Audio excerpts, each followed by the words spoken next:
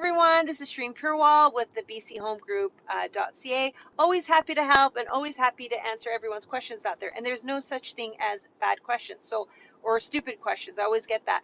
They're all good questions and you're probably answering someone out there, so feel free to ask away. And if I can help, I'll always be happy to do so.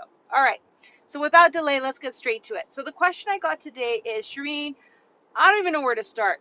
Financing, taxes, what is everything that's applicable? All right, let's get straight to it. As far as financing, you always got to talk to the bank. Number one, people, everything comes down to money. They will see, you may think you qualify for a mortgage, and they may be like, I just pulled your credit and there's this debt. And you're like, what? I didn't know I had that debt on my, yeah, well, I don't know, someone opened a telephone and I don't know, I had one situation where they opened a cell phone companies to open an account in their name and it was just never paid off, or they didn't know it was going into collections. So these things can affect your credit. Just, it's good to have a mortgage broker pull your credit, see your whole situation, and advise you accordingly. All right. And also, they'll know more about your whole financial situation. Are you buying a vacation property? Are you buying a primary residence? Or are you buying a rental property? Right? They look at the different scenarios. If you're buying a vacation property and it's in Victoria, did you know if you live in it for less than 6 months, it's subject to what? It's subject to a vacancy tax. Yes, guys, and it's high, this vacancy tax. You have to pay a percentage of the value of the property. I believe it's 2 or more percent. Please double check. And for more information, I do have it on my website, and I could do a video about I think I do have a video on taxes, but I can do another one specifically talking about the vacancy tax if you guys wish. But anyways, so they'll know all these things, and they'll let you know this is what it's going to cost you. Now, there's one tax, guys. One tax that everyone who's buying has to pay. And there are some exceptions. But there are some exceptions, but you have to look into it. But generally speaking, whenever the title, which is a legal document for a property, whenever a name of ownership switches on that title, boom, what kicks in? A property transfer tax. Okay? And to know what this amount is, it's on my website, or I could just email me. I could send you a link to it. And also, I think I should do a video on going through these numbers in detail. But the property transfer tax kicks in. There are exceptions. It's on the government website. I can give you a link to exactly what the details are. That's where the lawyers go to get their information to. So there's a property transfer tax. Now, what some people do is, let's say your property is worth 10 million. You have the property in a company name, and when someone comes to buy, they just buy over the company.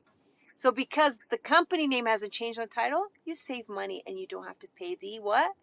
The property transfer tax, because the name hasn't switched on title, so that doesn't kick in. So that's a little sneaky little way of bypassing the property transfer. But for the most part, when you're looking at residential, most people are looking to pay the property transfer tax. All right. So that's an important fact. Okay, so you got your property transfer tax that everyone has to pay, vacancy tax, and if it's a new product, you have to pay on a new product GST, goods and sales tax. All right. So I don't want to scare you guys with all of this. I will take care of it. When you come to me, I'll be advising you.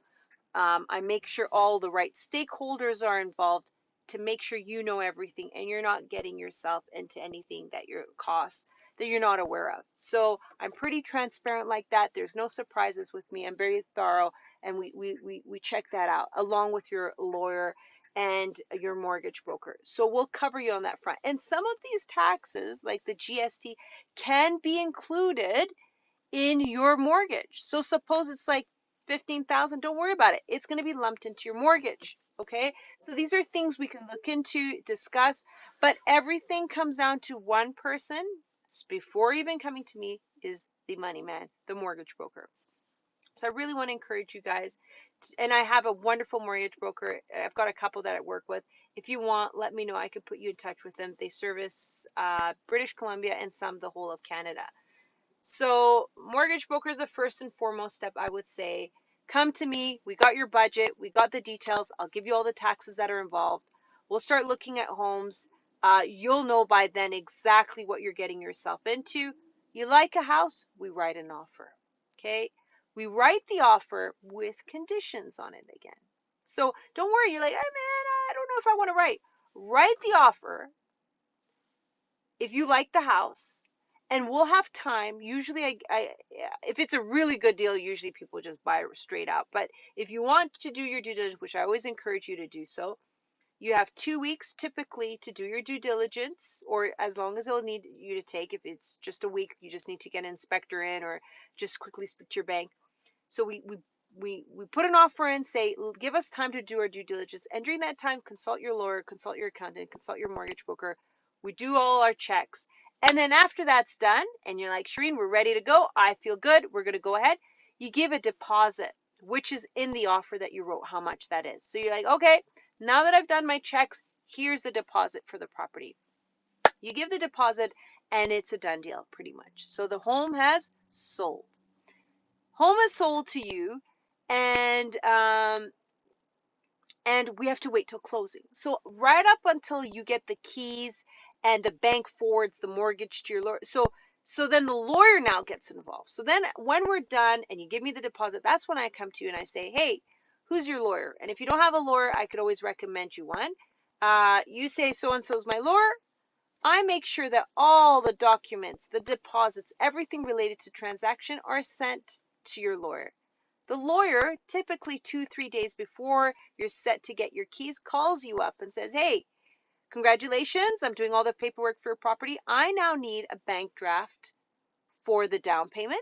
Okay, so they adjust the bank mortgage. They take care of all the back end. You don't really need to worry about all those details. The lawyer will just give you a call and say, hey, we're doing all the paperwork here. You just need to show up with a bank draft for this amount. And he does the final adjustments.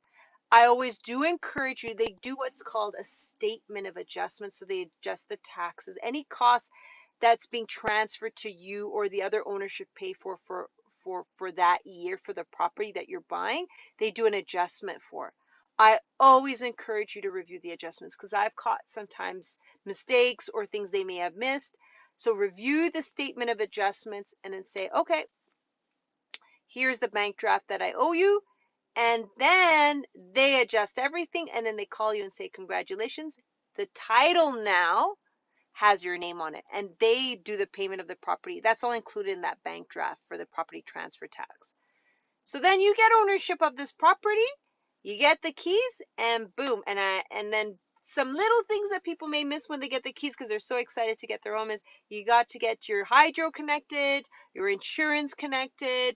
I think for the purpose of the mortgage, they require you to even have proof of insurance before you even go to the lawyer. The lawyer is going to want that. So the lawyer can check all that with you, but that's at a really high level what the steps are when it comes to financing, writing an offer, and buying a place here on the island. There's some cool tips when it comes to buying agricultural land, saving taxes, what's got exemptions.